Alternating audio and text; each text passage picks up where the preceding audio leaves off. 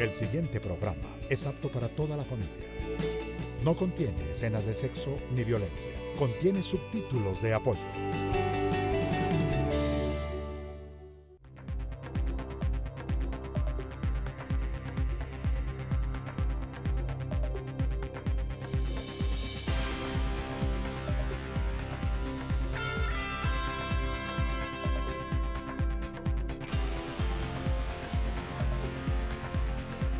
Buenos días, mi nombre es Mario Morales, defensor del televidente del Canal 1. Bienvenidos a 1 TV, el espacio de todos ustedes los televidentes de este canal, donde hablamos de televisión pública, de televisión privada, de la televisión nuestra de todos los días, sobre temas tan importantes como el que tenemos hoy. ¿Cuál es el papel de la televisión, la pública y la privada, en medio del proceso de paz y en el post-acuerdo? Para este tema y para los demás pueden ponerse en contacto con nosotros a través de la página web www.canal1.com.co o del correo electrónico defensortv1@gmail.com, o si lo prefieren a través de las redes sociales que aparecen en estos momentos en pantalla. Aquí daremos respuesta a cada una de sus inquietudes, reclamos, dudas que tengan con respecto a nuestro quehacer, porque con ustedes todos somos 1 TV. Bienvenidos a su casa y a su tribuna. Es el tema más importante del país en lo que va corrido de este siglo, la paz. Mientras sigue el proceso en La Habana, nos preguntamos a menudo si nuestro país está preparado para el post-acuerdo. Pero no hemos hablado mucho si estamos preparados los medios para cubrir el proceso, para narrarlo, para dar cuenta de él. Este será el tema que desarrollaremos a continuación con todos ustedes en 1 TV. Para ello nos acompaña Fabio López de la Roche, analista de medios de la Universidad Nacional, reconocido docente y académico. Bienvenido, Fabio, gracias por estar acá. Un gusto, Mario, estar con ustedes hoy. Muy bien, aquí tendremos sus luces y sus aportes. Lo invito, Fabio, a que conozcamos qué piensan nuestros televidentes o qué entienden cuando les decimos a través de los medios que hablemos de paz y posconflicto o posacuerdo, o que es la manera como preferimos llamarlo, si es cierto que llegamos a ese acuerdo en La Habana. Veamos qué contestaron.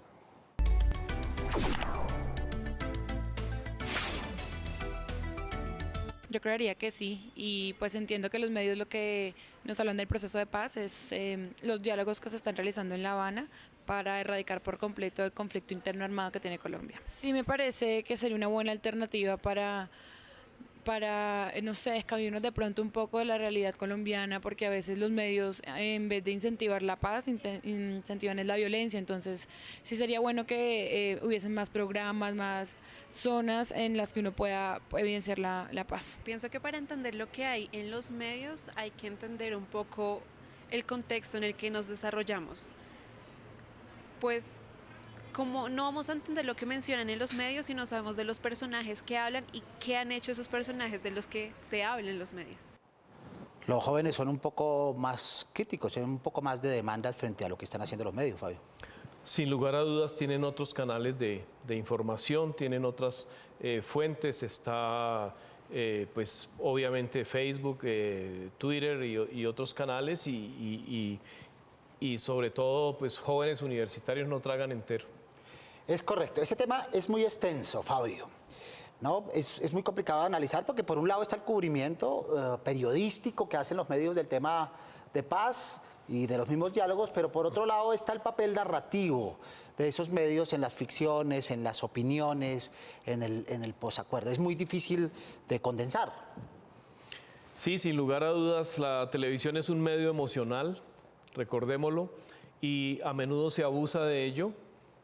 Es un medio emocional, pero también tiene responsabilidades, sobre todo con un tema que, como tú lo has dicho, es un tema que como en ningún otro momento de la historia de Colombia hemos estado a puertas de superar el lugar central que el conflicto tiene en la vida colombiana, lo cual tiene que ver con un proceso de civilización de las costumbres políticas de este país. Fabio, ¿está bien manejado el tema de paz en estos momentos en la televisión colombiana? No, yo creo que hace falta fondo. Este es un país muy complejo que tiene muchos momentos históricos en que hemos buscado la paz, el proceso de paz de Belisario a mediados de los 80s. ¿Por qué se frustra? ¿Por qué nos vamos a lo del Palacio de Justicia? Luego viene una negociación exitosa con el M-19, con PRT, con Corriente de Renovación Socialista, con Ejército Popular de Liberación, pero no podemos hacer la paz finalmente con el ELN y las FARC. A pesar de los esfuerzos de Tlaxcala, a pesar de los esfuerzos de México, a pesar de los diálogos con el ELN en Maguncia, pero luego hay un nuevo intento con Pastrana y luego de nuevo la guerra con Uribe y ahora un nuevo proceso. Eso es muy complejo. Eso no se puede explicar fácil. Tenemos que hacer un esfuerzo pedagógico desde los medios, incluidos los privados, y por supuesto los públicos tienen una responsabilidad mayor, sin negar la que tienen los privados. Comencemos por el informativo. ¿Cuál es el papel? ¿Qué le podríamos reclamar desde la perspectiva de ciudadanos, televidentes, sociedad civil, a los periodistas de televisión para un cubrimiento responsable de la paz? Fondo, ya que tú lo mencionas, durante muchos años trabajamos desde Medios para la Paz en unos diplomados para el cubrimiento responsable del conflicto armado. Y de los hechos de paz. Hemos echado para atrás, me parece. Es decir, no vemos un cubrimiento responsable, vemos un cubrimiento emotivo de los sucesos de la muerte de los soldados en el Cauca, en el Naya, lo mismo de los sucesos de la muerte de los 26 guerrilleros de las FARC. Esos procesos no se pueden tratar así. No se pueden tratar de manera amarillista, tiene que haber fondo, tiene que haber reflexión. ¿Por qué el descuido, por ejemplo, reconociendo pues, la gravedad del hecho del ataque de las FARC frente a unos soldados que estaban durmiendo? ¿Qué pasó con la seguridad? ¿Qué pasó con los los vigías, los protocolos? Los protocolos de seguridad básico de unos soldados profesionales. Fabio, hablamos con el analista Ariel Ávila y le preguntamos en ese sentido, ¿qué deben hacer los medios por la paz? Esto nos dijo.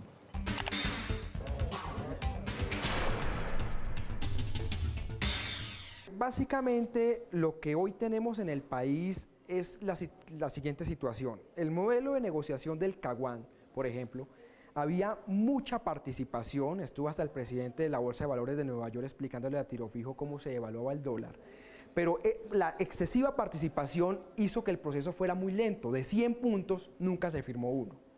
Esta vez el modelo del Caguán, de La Habana, perdón, es que el proceso es ágil, pero no tiene participación para darle la misma agilidad. Y ya tenemos 3 de los 5 puntos firmados, el 60%. Nunca habíamos estado tan avanzados en una negociación con las FARC. Sin embargo, ese fenómeno ha hecho que el proceso de paz tenga dos realidades.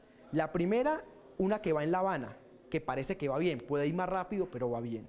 Y una en el país que va muy mal. La población no cree en el proceso de paz, no entiende que se está negociando y no le importa. El gran papel que tienen los medios de comunicación, que tienen por ejemplo también las universidades, la radio, la televisión, es hacer pedagogía para la paz. Explicar a la población qué se está negociando, cómo se está negociando y qué beneficios va a traer el proceso de paz. Pedagogía y comunicación, ¿verdad? Parecen ser dos ejes centrales en los cuales el gobierno pues, se ha equivocado, no hay la menor duda, pero también la sociedad civil y los medios de comunicación no han participado de manera proactiva en ese sentido. Sí, realmente ha habido problemas de comunicación del gobierno, ha faltado liderazgo del presidente Santos. Hay que darle vuelo al proceso de la paz, destacar lo que ese proceso significa para una Colombia donde, desterrado el conflicto, este país pueda empezar a pensar, por ejemplo, la mejora de la situación social de la gente, del sistema de salud, la política de ciencia y tecnología, la situación del campo, un campo tan abandonado durante tantos años. Entonces, hay que darle la relevancia que tiene un proceso de paz, además donde por primera vez la insurgencia armada se ha sentado con seriedad a construir, sea porque estaba presionada militarmente o por las razones que sean, pero por primera vez las FARC han estado en la mesa construyendo una agenda con seriedad, con un equipo negociador serio también, ¿no? Porque es que a veces la presentación de los medios del proceso es como si este proceso fuera a favor de los intereses personales del presidente Santos. Y no del país en general. Fabio, ¿usted cree que hay saturación, que hay carencia, que hay desinformación en el tema? ¿O esas no son las categorías para medir lo que está pasando con los públicos, con la población colombiana, cuando mira con cierta negligencia los contenidos que hablan de paz? Por un lado, me parece que hay un excesivo protagonismo que se le otorga al expresidente Uribe y en general a la polarización uribismo-santismo. La paz hay que sacarla de esa polarización.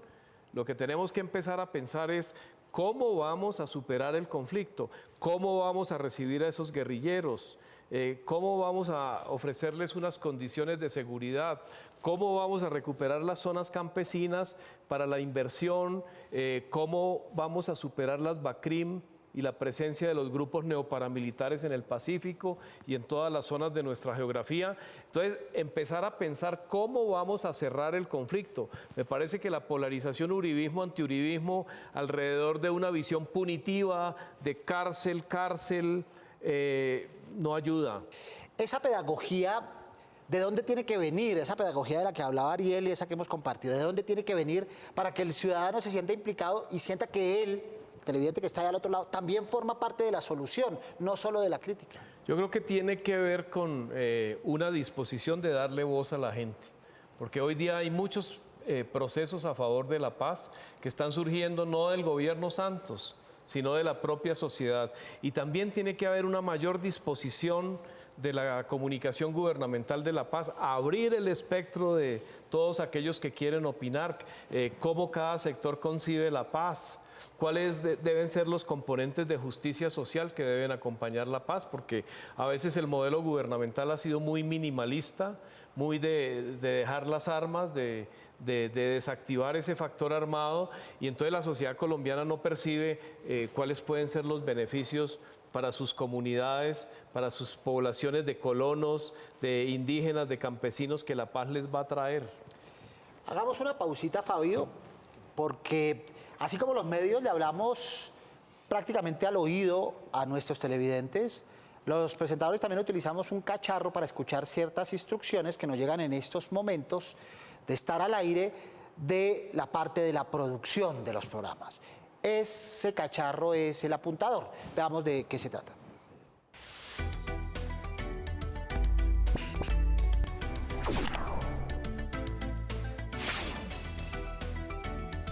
El día de hoy les vamos a contar sobre el apuntador. ¿Les suena ese nombre? Si no tienen ni idea de qué estamos hablando, pongan mucha atención. El apuntador es el pequeño audífono que se ponen los presentadores o actores en el interior de la oreja. A través de este aparato, el receptor recibe información directamente del director o productor del programa durante una grabación. Este cacharro permite que se construya una comunicación entre estos personajes a lo largo de la transmisión. Es una excelente solución para dar instrucciones, recordar información, entre otras cosas. Existen dos tipos principales de apuntadores: los convencionales y los inalámbricos. Los convencionales requieren de un cable que va conectado a un pequeño aparato que se oculta en el pantalón, en el vestido o en la chaqueta del presentador. Y los inalámbricos, que como su nombre lo indica, permiten que la señal se envíe del transmisor al receptor sin la necesidad de cable alguno. El apuntador ofrece beneficios inmensos para la producción de los programas de televisión, sean pregrabados o en vivo. Sin embargo, para que el resultado sea el deseado, es necesario un buen trabajo en equipo. Trabajo en equipo. Pero el trabajo en equipo también toca otras narrativas, volviendo a nuestro tema central del postacuerdo, que pueden hacerse en otros géneros, en otras narrativas, en la ficción, por ejemplo, que es lo que pregunta personal artístico, libretistas y demás. ¿Yo qué puedo hacer para colaborar en el postacuerdo? Bueno, digamos, está la ficción, está el cine, la televisión pública podría, y lo podría hacer también la privada, por ejemplo, mostrar películas como Retratos en un mar de mentiras, sobre el desplazamiento forzado en Colombia, sobre la reconciliación, o películas como la de Francisco Lombardi, una de las películas más vistas en la historia del cine peruano, En la boca del lobo, sobre una situación de tensión por parte del ejército con una población serrana en la sierra peruana, la cual los militares consideran que son base social de Sendero. Traigo estos dos ejemplos para decir, hay muchos materiales con los cuales podemos hablar de la paz. Poner en agenda el tema de paz, es un poco la propuesta.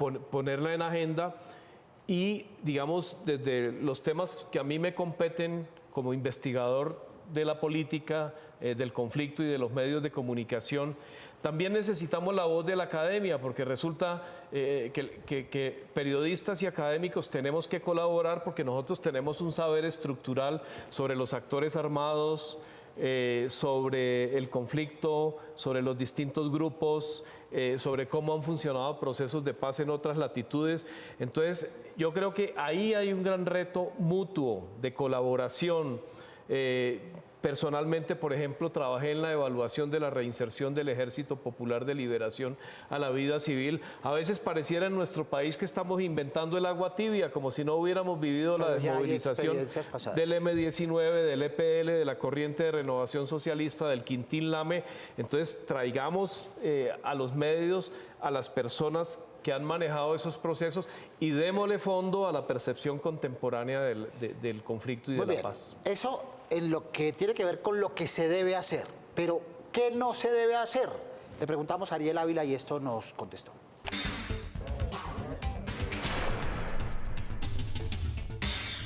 Yo creo que, digamos, en general hay que respetar la libertad de expresión y obviamente hay que darle voces a toda la población, oposición o no, quien esté de acuerdo o no esté de acuerdo con el proceso de paz. Pero eso es lo que no debe hacer, solo darle opinión a algunos. Yo creo que en este momento que tenemos hay que darle opiniones a todos los sectores, a todos aquellos campesinos incluso marginados que nunca han podido acceder. Entonces lo que no se debe hacer es privilegiar a algunos grupos poblacionales para que nomás opinen de esto. Hay que hacer un debate ciudadano, general y grande sobre el proceso de paz, donde toda Colombia opine. Lo que pase este año y el próximo año van a marcar por lo menos 40 o 50 años de vida política de este país. Todas las voces, pero especialmente las de las víctimas. Ese punto 5 anda trancado por eso, porque no ha tenido la suficiente participación y la suficiente solución en lo que tiene que ver con lo que ofrece la mesa a las víctimas del conflicto. Sí, yo creo que tenemos que darle la voz a las víctimas, y las víctimas no son solo las víctimas de las FARC, como durante mucho tiempo el pasado gobierno del presidente Uribe enfatizó con esa pedagogía del odio hacia las FARC. Creo que en lo que va corrido del gobierno Santos se ha logrado pluralizar, mostrar que los victimarios van mucho más allá de las FARC. Pues han aparecido las informaciones sobre los 11.000 procesos que se siguen contra empresarios vinculados pues al apoyo a distintos grupos armados. Se ha logrado establecer también responsabilidades de sectores de las fuerzas militares vinculados con falsos positivos o con alianzas con los paramilitares. Se ha llamado la atención sobre sectores del Poder Judicial y el expresidente Gaviria y otras voces han llamado pues a que la justicia transicional cubra esa diversidad de sectores, pues y no solamente pues procesos de amnistía a los guerrilleros. Entonces yo sí creo que hemos avanzado. Pero a ese propósito, Fabio, a veces no es demasiado especializado el lenguaje. No separamos mucho a los televidentes cuando hablamos como si los televidentes supieran lo que significa justicia transicional. Sí, es decir, temas como el de justicia transicional o los debates que se han dado, por ejemplo, que si dejación de armas, ¿no? O entrega de armas. Sí. Hay que hacer una pedagogía sobre eso, porque dejación de armas no es que no las vayan a dejar. Va a haber una entrega de armas, pero se usa la palabra dejación por respeto a la identidad del guerrillero como contendor armado. Entonces, por ejemplo, esos temas que han suscitado polémicas con el estamento militar, pidiendo que no se hable de dejación, sino de entrega de armas, que no se hable de reincorporación, sino de desmovilización. Ya en el pasado esos temas, yo que fui evaluador de la reinserción del EPL, los discutimos y ya hubo unos acuerdos. Pero entonces, insisto, a veces en Colombia pareciera que cada gobierno está iniciando un nuevo proceso. Claro. Y el otro problema es el uso del lenguaje de adversarios, particularmente este lenguaje de la guerra, plantándose en el lenguaje que utilizan las fuentes, particularmente las fuentes oficiales. Los periodistas no tienen por qué tomar opción ni por las fuentes, ni por sus lenguajes, ni por sus formas de narrar, ni de ver, ni de contar el conflicto. Sí, desafortunadamente el periodismo en Colombia y en cualquier sociedad atravesada por el conflicto ha sido subordinado a la lógica de la propaganda, ¿no? La tenemos en las transmisiones deportivas, desmovilízate, hasta cierto punto es comprensible porque es una sociedad profundamente atravesada por la guerra, entonces los medios tienden a funcionar como propaganda, la propaganda de los héroes militares es propaganda, entonces el periodismo ha terminado muchas veces subordinado a las lógicas de los grandes medios corporativos, de cómo llamar, cómo referirse cuadrillas, bandoleros, narcoterroristas. Un proceso de paz tiene que convertir ese enemigo en el otro. Contradictor. En otra porque persona. ese enemigo se va a incorporar a la vida civil. Entonces tenemos que avanzar en un tratamiento distinto, que vaya facilitando esos procesos de reconocimiento mutuo. En medio del debate, en medio de la diferencia. Aquí en el Canal 1, por ejemplo, existe un programa con ese encuadre de debate, de polémica. Se llama Veredicto, no sé si lo ha visto. Sí, lo invito a que lo conozcamos. Sí, lo he visto. Todos los lunes a las 10:15 de la noche por el Canal 1, los televidentes tienen la oportunidad de disfrutar de Veredicto. ¿Qué tal? Muy buenas noches, bienvenidos, estamos en Veredicto. Una producción periodística y de opinión donde se generan grandes debates nacionales y que tiene como fin informar a los televidentes para que decidan acerca de temas políticos, económicos, culturales y sociales de la actualidad nacional. Es moderado por Claudia Cano, quien presenta a los protagonistas o expertos de los temas más importantes. Su formato brinda a los televidentes una experiencia diferente, donde se recrea una audiencia de un juicio oral compuesto por un fiscal y un defensor, quienes exponen sus argumentos y defienden sus posiciones, con ayuda de testigos y pruebas audiovisuales. Este es un programa que ofrece un modelo televisivo entretenido, ágil y con un contexto diverso. Además, involucra cada semana a sus televidentes en los distintos debates, pues son ustedes quienes a través de un voto tienen la oportunidad de decidir cuál de las dos partes es la ganadora. Recuerden seguirlo en Twitter como @veredictontc y en Facebook como Veredicto. Tiempo de debate, tiempo de disenso, no significa que tengamos que abrazarnos y estar todos de acuerdo, ¿no? Y más en un proceso tan complicado como es este del posacuerdo. Y más en un país de verdades cerradas, donde cada grupo piensa que tiene la verdad en su boca. Entonces yo creo que pues bienvenidos a este tipo de programas, a la programación de nuestras televisiones. Muy bien, en esta labor pedagógica que hemos emprendido aquí en la Defensoría del Televidente, para que los televidentes tengan elementos de juicio y puedan ver televisión desde una perspectiva crítica, madura, argumentada, queremos contarle otra función, otra labor que se desempeña en la realización de los programas de televisión. En este caso vamos a hablar del luminotécnico, veamos.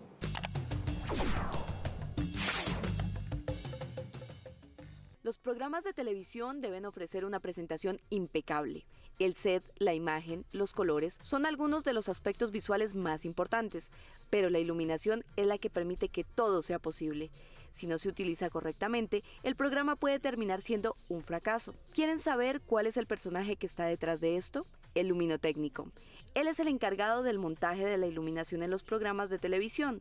No solo debe instalar y operar los equipos utilizados, sino que también se encarga del mantenimiento y la reparación. Pero sus funciones van más allá. Debe verificar, controlar y corregir la iluminación antes y durante el programa, algo que no es para nada fácil. Como vemos, el luminotécnico tiene una labor muy importante para que ustedes, los televidentes, reciban una imagen clara de todos los personajes y objetos que se encuentran en el set. A propósito de luces, Los periodistas siempre reclaman, cuando hablan de cubrimiento del conflicto y de los temas de paz, sobre ideas de cómo hacer su trabajo, ellos en lo individual, porque normalmente son las agendas de los medios las que los jalonan, las que se los llevan por delante. Dice el periodista, yo como periodista aquí humilde, ¿puedo hacer algo por el proceso de paz? Sí, yo creo que los ciclos de la paz, como lo decíamos antes, tienen que ver con humanizar a ese enemigo. Entonces, esos enemigos que antes no aparecían en los medios, que incluso en la primera rueda de prensa, cuando empieza este proceso de paz, los medios privados pasan la rueda de los negociadores gubernamentales y la otra la silencian, ¿no? Y hasta hace poco algunos de los canales privados empezaron a hacer un reportaje con un frente del Meta y Caquetá y luego un programa de hora 20 en radio directamente desde La Habana.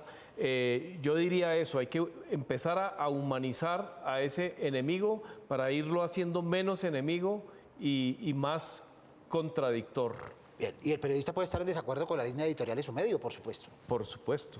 Esa es una de las cosas que debe tener claro, que no debe seguir a pie juntilla lo que ha decidido la línea editorial del medio. A propósito de participación y debate de lo que veníamos hablando, en nuestro programa tenemos un espacio, otro espacio dedicado a los televidentes con voz y con presencia. Es la tribuna donde nosotros nos encargamos de trasladar las inquietudes, reclamos y dudas a las personas que hacen la televisión en nuestro canal.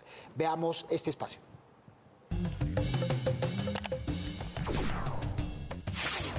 Lo que siento que le hace falta a Canal 1 es que pues siento que no me atrae estéticamente porque no propone algo distinto a los demás canales.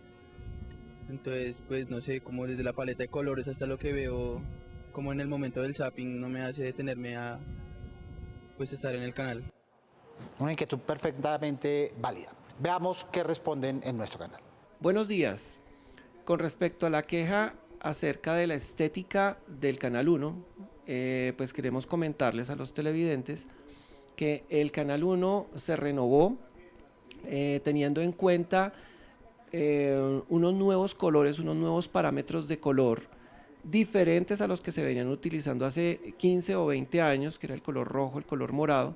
En este caso se utilizaron los naranjas, se utilizó uno azul un poco más moderno y a medida que vaya pasando el tiempo, estas cortinillas, estas bumpers de identificación del canal, la identidad del canal como tal, pues va a ir variando, se van a ir haciendo algunos ajustes, va a haber más variedad en cuanto a la identidad del canal, en cuanto a las cortinillas que se van a hacer, pero los colores que predominan son los que actualmente están. Eso por decisión de todos los concesionarios que pertenecen al Canal 1. No sabemos cómo va a terminar el proceso de paz, Fabio. Pero ¿tiene futuro en los medios? ¿Tiene futuro con estos medios? ¿Tiene futuro con estas narrativas? Yo invitaría a los medios y sobre todo a los medios televisivos privados a ser mucho más responsables, a tener una mayor conciencia de lo que se está jugando para esta sociedad en el proceso de paz. Es nada menos sacar la violencia del lugar fundacional que tiene en nuestra cultura y que esta sociedad colombiana pueda proyectarse colectivamente hacia nuevos logros en una nueva vía de reconstrucción de su cultura política, de las interrelaciones entre los colombianos. Creo que no son conscientes en este momento de eso y están jugándole demasiado al amarillismo, al sensacionalismo y a la manipulación de las emociones, porque hay que decirlo, algunos de esos medios tienen agenda política clara a favor de la continuidad del conflicto. Bien, Fabio, muchas gracias por todos sus aportes y por todas sus luces. A ustedes, Mario. Y mucha suerte en sus actividades. Muy bien, muchas gracias. Y a todos ustedes televidentes del Canal 1, los esperamos todos los sábados a las 10:30 de la mañana. A esa hora es la cita, no se olviden de ver 1 TV. Prográmense con nosotros. Pueden escribirnos desde la página web www.canal1.com.co, desde el correo defensortev1@gmail.com, directamente a la Avenida El Dorado 85D 55 local 107 aquí en Bogotá, o seguirnos en nuestras redes sociales que aparecen en pantalla, porque con ustedes todos somos 1 TV. Soy Mario Morales, defensor del televidente del Canal 1. Nos vemos el próximo sábado, Dios mediante. Feliz fin de semana.